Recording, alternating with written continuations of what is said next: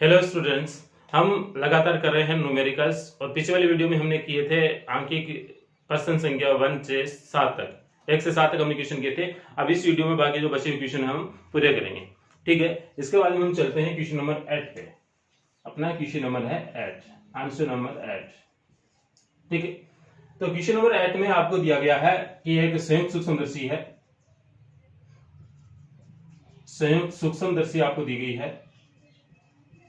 संयुक्त सूक्ष्मदर्शी यानी कि इसका जो पहले वाला लेंस है वो क्या होगा, छोटा, और आगे वाला लेंस क्या होगा, बड़ा।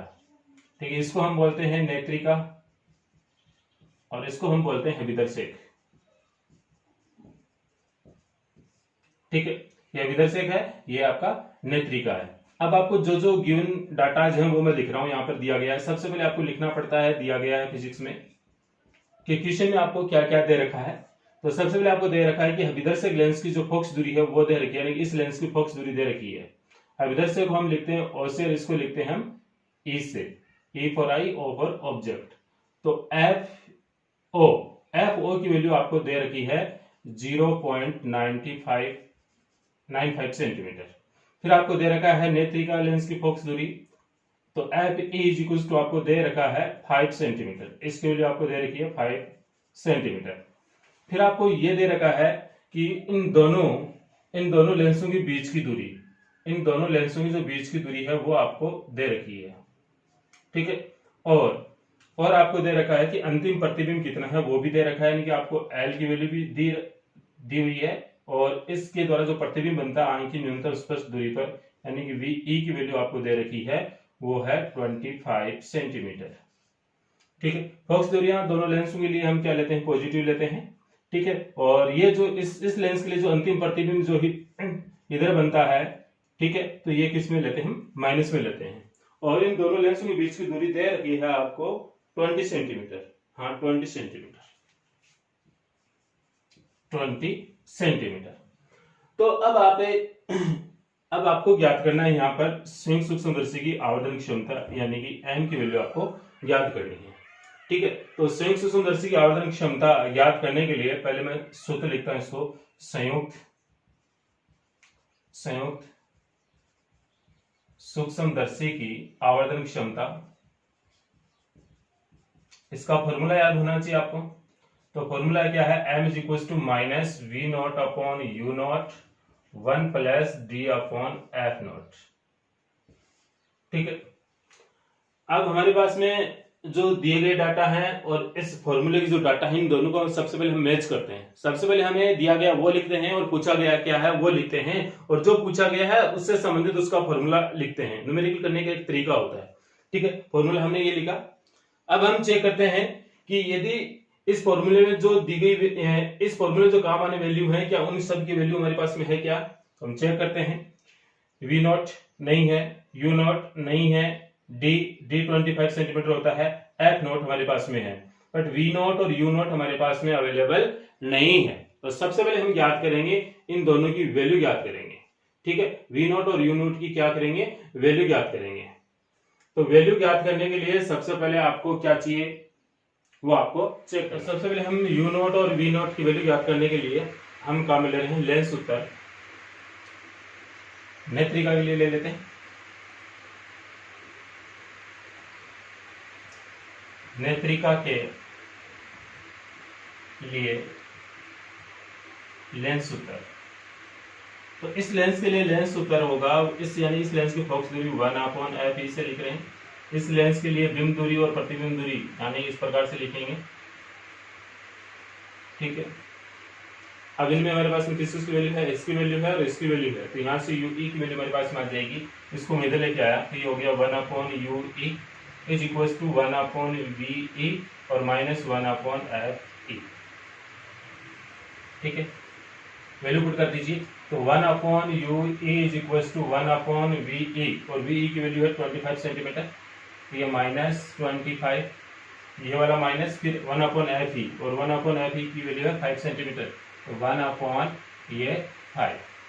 तो 1/u इज इक्वल टू लगभग ले लीजिए 25, तो ये तो हो गया -1, और ये हो गया, इसमें 5 से डिवाइड करेंगे 5 तो -5। ठीक है, तो 1/UE इज इक्वल टू हो गया जो -6/25। ठीक है, यूए की वैल्यू याद करनी है, इसको उल्टा कर दीजिए, u is equal to -25/6 centimetre. तो ये तो वैल्यू आ गई हमारे पास में यूई की। यूई का मतलब ये है, अब इस आप डायग्राम को देखें, फटाफट देखें, यानी कि इस लेंस के द्वारा जो प्रतिबिंब बनता है वो हम मान लेते हैं यहाँ पे बना। ठीक है, तो ये वाला जो प्रतिबिंब है ए डैश बी डैश, इस लेंस के लिए किसका कार्य करता है, बिंब का कार्य करता है। तो यहाँ से लेकर यहाँ तक की जो डिस्टेंस है वो क्या है, यूई, और इस लेंस के द्वारा बना प्रतिबिंब ये है। तो ये वाली डिस्टेंस क्या हो गई आपके पास में, वी नॉट। तो ये आपके पास में वी नॉट। अब हमें पता है कि इन दोनों लेंसों के बीच की जो कुल दूरी है एल, वह किस किस के बराबर है, वी नॉट और यू नॉट, वीई के बराबर, यूई के बराबर है। ठीक है, तो दोनों लेंसों के बीच की दूरी, दोनों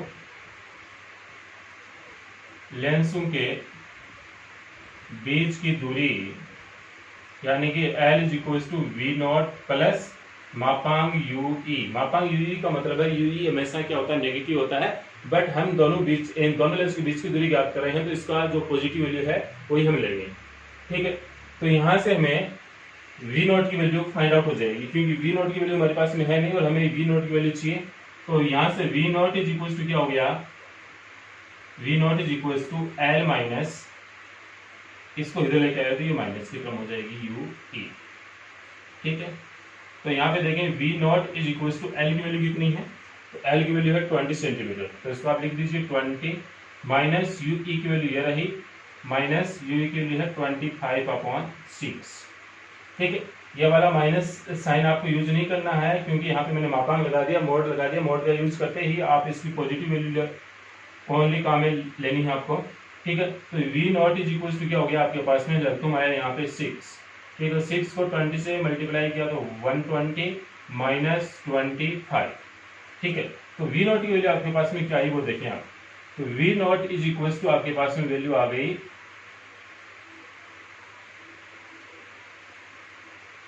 120 माइनस ये हो गया 95, तो 95/6 सेंटीमीटर। ठीक है, 95/6 सेंटीमीटर।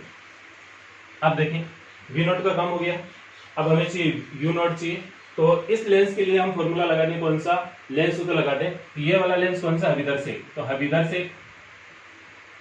हबीदर्शक लेंस के लिए लेंस सूत्र से ठीक है, तो यानी कि 1/f not is equal to 1/v not minus 1/u not.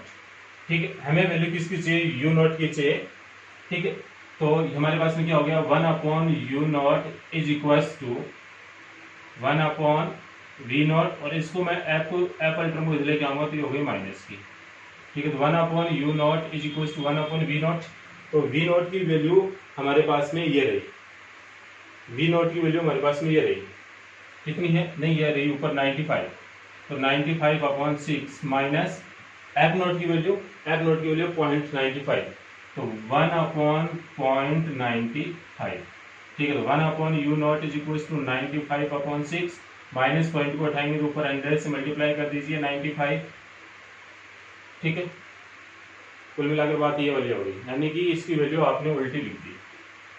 यहाँ पर आपको वैल्यू लिखनी है 1/95/6 है, तो 6 कहाँ चला गया, ऊपर चला गया, मैंने इसको डायरेक्ट लिख दिया, तो 95। 1/u नॉट, तो 1/u नॉट यहाँ पे जो आपका जो एवरेज आ रहा है वो कितना हो गया, यानी एलसीएम आ रहा है वो कितना हो गया 95, और 6 माइनस ये हो कितना हो गया 100, तो 1/u not is equal to कितना हो गया माइनस 94/95। ठीक है, तो u not is equal to यानी कि इसको उल्टा कर दीजिए माइनस 95/94, ये वैल्यू है। ठीक है, अब आपके पास में इस फॉर्मूले में वैल्यू रखने के लिए v not, u not, d और f इन सब की वैल्यू आ गई है, तो इन सब की वैल्यू आप यहाँ पर पुट कर दीजिए। तो वैल्यू पुट करने के पश्चात आपके पास में क्या आ गया, फटाफट देखें आप। ठीक है, अतः संयुक्त सूक्ष्मदर्शी की आवर्धन क्षमता capital M is equal to, value रख रहा हूं मैं, यहाँ पे माइनस चिन्ह है, तो माइनस वी नॉट की वैल्यू ये रही 95/6। फिर यू नॉट की वैल्यू, तो यू नॉट की वैल्यू ये रही, तो ये यू नॉट की वैल्यू मैं लिख रहा हूँ 95/94 है, तो 94 को मैं क्या लिख रहा हूँ ऊपर, और यहाँ पर क्या है माइनस। ठीक है, ठीक है। अब 1, तो 1 प्लस डी की वैल्यू कितनी 25/FE, FE की वैल्यू कितनी है 5 सेंटीमीटर, तो ये 5। ठीक है, तो ये माइनस तो क्या हो गया प्लस, तो m इज इक्वल टू ये तो क्या हो गया प्लस हो गया, 95 से 95 कैंसिल हो गया, तो 94/6, और यहाँ पे आप लघुत्तम ले लीजिए कितना हो गया 5, तो 5 प्लस ये हो गया 25, तो ये हो गया आपके पास m is equal to 95 into 5 plus ये 25, तो कितना हो गया 30 अपॉन ये हो गया 6 और इंटू ये हो गया 5। ठीक है, 95 से 95 कैंसिल हो गए तो यहाँ पे 94 है। ठीक है, 95 से 95 कैंसिल हो गए तो यहाँ पे 94 बच गया। ठीक है, 94 बच गया, और यहाँ पर ये कितना हो गया 30 हो गया, ये 5 कट कर दीजिए, कैंसिल कर दीजिए। ठीक है, इसको किया तो यहाँ 5 और 5 को 5 से कैंसिल किया तो 1, तो m इज इक्वल टू कितना हो गया 94। तो इस प्रकार से आपके पास में संयुक्त सूक्ष्मदर्शी की जो आउटपुट क्षमता है m की वैल्यू कितनी आ गई 94 आ गई आंसर। ठीक है, अब इसके बाद में अपना क्वेश्चन नंबर रहेगा 9। तो न्यूमेरिकल्स में बस एक बात आपको ध्यान में रखनी है कि जो चिन्ह परिपाटी हो हम कैसे यूज कर रहे हैं। ठीक है, यदि उसका यदि आप ध्यान रखोगे और फॉर्मूला यदि आपको डायरेक्ट सीधा याद है तो आपके सारे क्वेश्चन वो क्या होंगे एकदम राइट होंगे। अगर हमारे पास में क्वेश्चन नंबर 9, तो क्वेश्चन नंबर 9 क्या उसको मैं रीड कर रहा हूँ। एक पतले अभिसारी लेंस, यानी कि आपके पास में एक पतला अभिसारी लेंस का मतलब है ये वाला उत्तल लेंस है, और इसका जो अपवर्तनांक है n, यानी कि आपको जो दिया गया है वो हम लिख रहे हैं, दिया गया है इसका अपवर्तनांक n g या म्यू g से भी लिख सकते हैं, अपवर्तनांक को म्यू n g दोनों से लिखते हैं, वो आपको दे रखा 1.5। ठीक है, 1.5 दे रखा है। इसकी लेंस क्षमता p, यानी कि इस लेंस की जो लेंस क्षमता p है वो दे रखी है आपको 5.0 डायोप्टर। और फिर आपसे ये बोला जा रहा है कि इस लेंस को हम दरवा में डुबोते हैं, दरवा में इसको डुबाया जाता है। ठीक है, तो दरवा में डुबाया जाता है, यानी कि दरवा में यदि इस लेंस को यदि हम डुबो देते हैं तो ये वाला जो लेंस है वह है अवतल लेंस की तरह कार्य करने लग जाता है। अवतल यानी कि अपसारी लेंस की तरह क्या करने लगता है, कार्य करने लग जाता है। ठीक है, तो इस द्रव्य का आपको अपवर्तनांक ज्ञात करना है, यानी NL या म्यू L की वैल्यू आपको क्या करनी है, ज्ञात करनी है। और ये जो लेंस है, इस लेंस की जो फोकस दूरी f डैश है वो आपको दे रखी है 100 सेंटीमीटर, यानी कि f डैश की वैल्यू आपको दे रखी है 100 सेंटीमीटर। और ये अवतल लेंस की तरह व्यवहार करने लगेगा, ये वाला लेंस है जिसको द्रव्य में डुबा दिया जाता है, तो अवतल लेंस की जो फोकस दूरी होती है वो क्या होती है, माइनस में होती है। तो पहले हमें इस लेंस के लिए अभिसारी लेंस यानी कि उत्तल अभिसारी लेंस के लिए इसकी फोकस दूरी ज्ञात करें, तो फोकस दूरी है क्या होता है 1/p, यानी कि p की वैल्यू कितनी है इसके लिए आपको दे रखी है 5। ठीक है, ये हो गया आपके पास 0.2 मीटर, तो इसको आप चेंज करोगे किसमें, सेंटीमीटर में चेंज करोगे, तो ये हो गया 20 सेंटीमीटर। ठीक है, f की वैल्यू आ गई, और इसके लिए ng की वैल्यू आपको दे रखी है कितनी 1.5 दे रखी है, और R1 और R2 इसकी हम वक्रता त्रिज्या मान लेते हैं। तो लेंस मेकर सूत्र से, अब लेंस मेकर सूत्र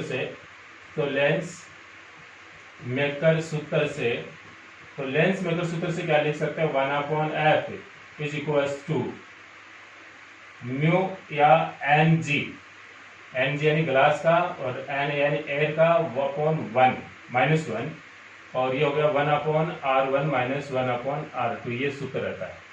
परंतु n इज इक्वल टू हवा के लिए क्या होता है 1 होता है, हवा के लिए यदि इसको हम हवा में रखें पहले, तब Na की वैल्यू कितनी हो जाएगी 1 हो जाएगी। तो ये हो गया 1/f, तो f की वैल्यु कितनी है 20 सेंटीमीटर है, तो 1/20 इज इक्वल टू ng की वैल्यू आपको दे रखी है 1.5, ये हो गया 1.5/1 - 1, और ये हो गया 1/R1 - 1/R2, कुछ इस प्रकार से। ठीक है, तो इसको थोड़ा और सरल कर लीजिए आप। ये हो गया 1/20 इज इक्वल टू, ये 1.5 है तो ये यहाँ पे रिमेनिंग रह गया 0.5, और ये इस प्रकार से 1/R1 माइनस 1/R2। इसको आप इक्वेशन डाल दीजिए 1 सीधे, ठीक है। फिर आप इस लेंस को द्रव में डुबोने के पश्चात आपको लेंस मेकर को लगाना है, यानी कि अब इस प्रकार से स्ट्रक्चर बनेगी। ये अब जो इसमें जो प्रकाश की किरणें हैं वो पानी से चलकर इस लेंस में प्रवेश कर रही हैं, ठीक है। तो Na की जगह क्या हो गया, यहाँ पर NW हो गया या फिर N लिक्विड हो गया, NL हो गया, ठीक है। और तो इस NL की वैल्यू हमें ज्ञात करनी है, तो लेंस मेकर सूत्र से आप देखते रहे इसको, लेंस मेकर सूत्र से, ठीक है। और इस लेंस को द्रव में डुबाने के पश्चात इसकी जो फोकस दूरी वो मान लेते हैं F', 1/F' is equal to, ये हो गया NWNG यानी ग्लास अपॉन N लिक्विड यानी द्रव minus 1 upon 1/R1 minus 1/R2। Equation 2 एक बार रहने दीजिए इसको। अब इसकी वैल्यू पुट कीजिए फटाफट पहले। F' की वैल्यू ये रही आपके पास में, तो 1/F' की value minus 100 is equal to, ये वाला फॉर्मूला अब यहाँ पर देखें NG, तो NG की वैल्यू 1.5 आपके पास में, तो 1.5 अपॉन NL यानी कि NL की वैल्यू हमें ज्ञात करनी है -1, और ये इंटू हो गया 1/R1 माइनस 1/R2, और इसको इक्वेशन डाल दीजिए 2, ठीक है। अब समीकरण 1 में 2 का भाग दे दीजिए। समीकरण 1 में 2 का भाग देने पर, तो 2 का भाग देने पर क्या आ गया आपके पास में, देखिए आप इस प्रकार से 1/20 अपॉन 1/-100 इज इक्वल टू, ऊपर ये है 0.5, और यह 1/R1 माइनस 1/R2 अपॉन में ये है, तो 1.5 अपॉन NL माइनस 1, ये हो गया 1/R1 माइनस 1/R2, ठीक है। तो ये तो इससे क्या हो गया, कैंसिल हो गया, तो कैंसिल कर दीजिए इसको। तो कैंसिल करने के पश्चात ये 100 तो कहाँ गया ऊपर, तो 20 आ गया नीचे, तो ये हो गया -100/20 इज इक्वल्स टू, यहाँ पे रिमेनिंग रहा 0.5 अपॉन, ये यहाँ पे देख लीजिए आप 1.5, यहाँ पे मैं इसके लघुत्तम ले रहा हूँ साथ में ही, माइनस NL अपॉन NL, कुछ इस प्रकार से, ठीक है। तो ये कैंसिल होके कितना बचा ऊपर, कितना बचा, ये -5 हो गया, ये तो -5, और इसको मैं इधर इसको मैं ऊपर ले गया, ये हो गया 0.5 इंटू NL अपॉन ये है 1.5 माइनस NL, ठीक है। इसको इसके साथ मल्टीप्लाई कीजिए, ये हो गया -5 1.5 minus NL is equal to 0.5 ml। 5 को अंदर मल्टीप्लाई कीजिए, तो अंदर मल्टीप्लाई करने पर 1.5 से 5 को मल्टीप्लाई करेंगे तो -7.5, माइनस और माइनस क्या हो गया, plus 5 NL is equal to 0.5 NL, ठीक है। तो हमें तो वैल्यू किसकी ज्ञात करनी है, NL की वैल्यू ज्ञात करनी है। तो अब इस NL की वैल्यू यहाँ पर आप देख लीजिए, यहाँ पे थोड़ा सा मैं इरेज कर रहा हूँ,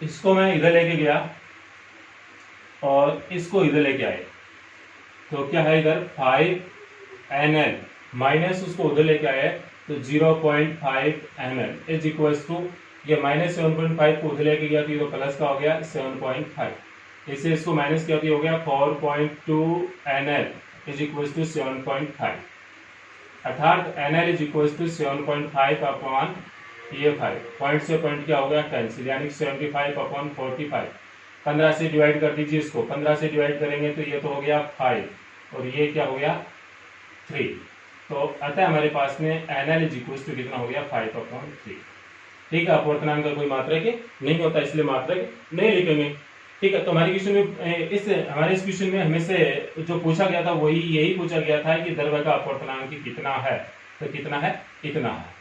इसके बाद में आपका क्वेश्चन नंबर ये 9 हो गया, इसका स्क्रीनशॉट दे दीजिए, और इसके बाद में लास्ट क्वेश्चन और बचा इस चैप्टर का question number 10।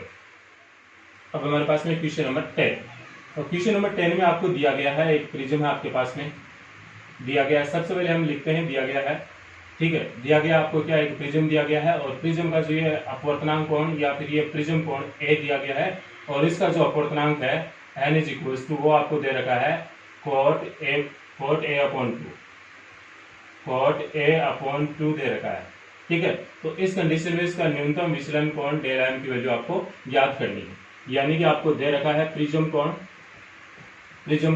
Is equal to a और प्रिज्म का जो अपवर्तनांक है n, तो n का वैल्यू आपको दे रखा है cot a बाई 2 दे रखा है, ठीक है। तो आपको न्यूनतम विचलन की स्थिति ज्ञात करनी है, डेल m की वैल्यू आपको ज्ञात करनी है, ठीक है। हम जानते हैं स्नेल के नियम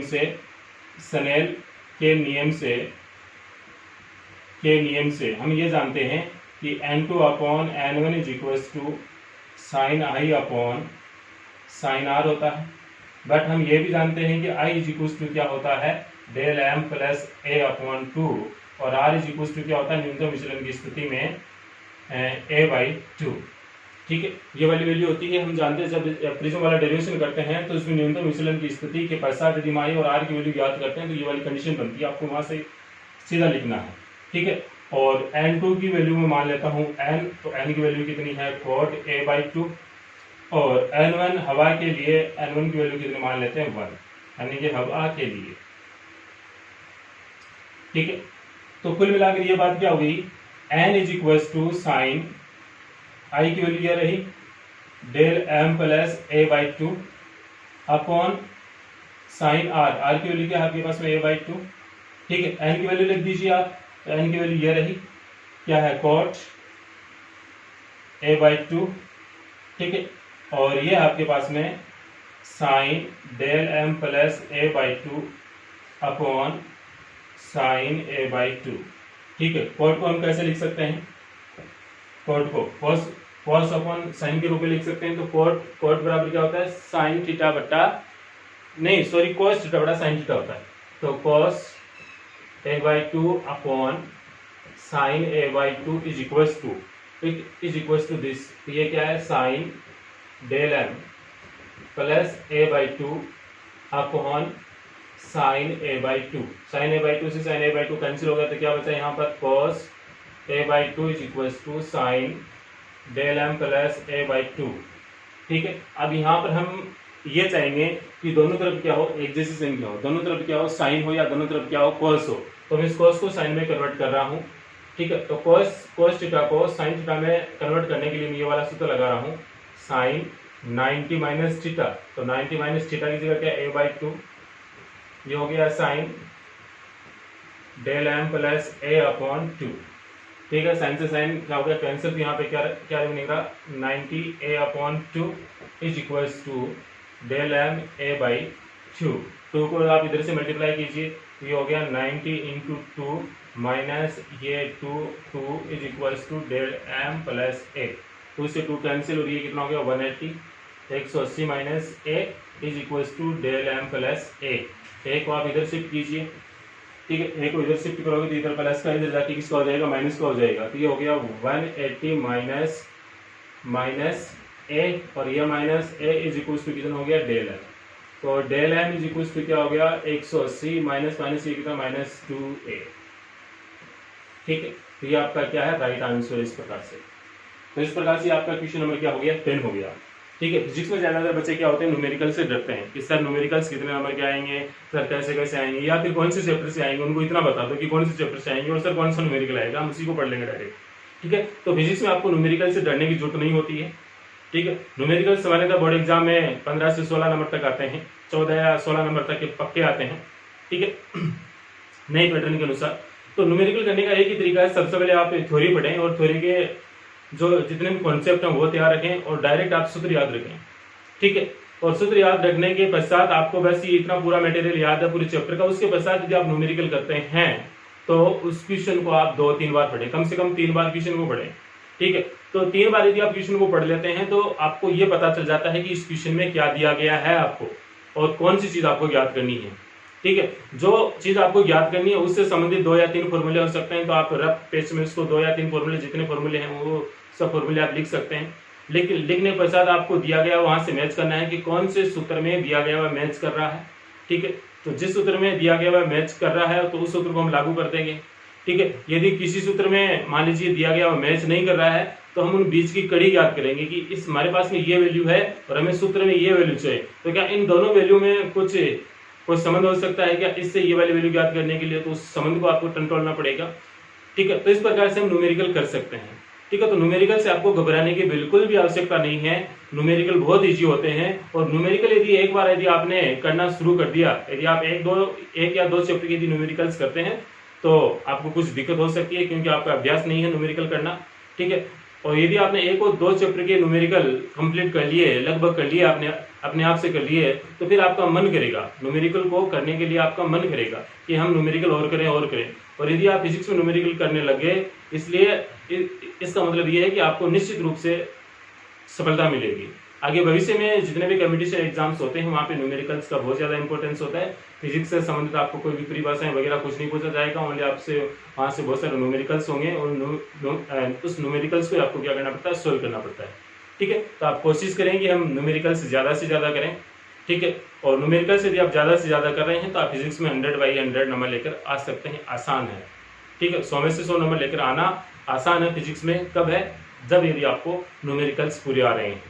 ठीक है, और न्यूमेरिकल से आपको वैसे घबराने की जरूरत नहीं होती है। मैं बार बार ये कह रहा हूँ कि यदि आप न्यूमेरिकल्स को करते नहीं, एक डेरिवेशन है, जैसे मान लीजिए कोई भी अपने डेरिवेशन है, तो उस डेरिवेशन को आप पूरी साल में कम से कम 5 है या 10 बार उसको याद कर लेते हैं, 10 बार उसको निकाल कर ऐसे देख लेते हैं। बट आप न्यूमेरिकल को 1 बार या 2 बार ही निकाल कर देखते हैं, इसलिए वो न्यूमेरिकल आपका नहीं होता। किसी भी चीज को यदि आपको अपना बनाना है तो उस चीज को आपको क्या करना पड़ेगा, टाइम देना पड़ेगा। न्यूमेरिकल्स आपको अपने करने हैं तो आप न्यूमेरिकल को अवश्य टाइम दीजिए। ठीक है, और यदि आप फिजिक्स में न्यूमेरिकल कर रहे हैं तो न्यूमेरिकल करते हुए यदि आपको रात को 12, 2 या 3 बजे तक पढ़ना पड़े तो आप पढ़ सकते हैं, इसमें बोर नहीं होते। ठीक है, तो मेरा तो ये कहना है कि न्यूमेरिकल में आपका इंटरेस्ट होना चाहिए, और इंटरेस्ट नहीं है तो मैं पूरी कोशिश करूंगा कि आपका न्यूमेरिकल में इंटरेस्ट हो जाए। ठीक है, और लगातार यूं ही हमारी वीडियो देखते रहें, और वीडियो देखने के लिए थैंक यू।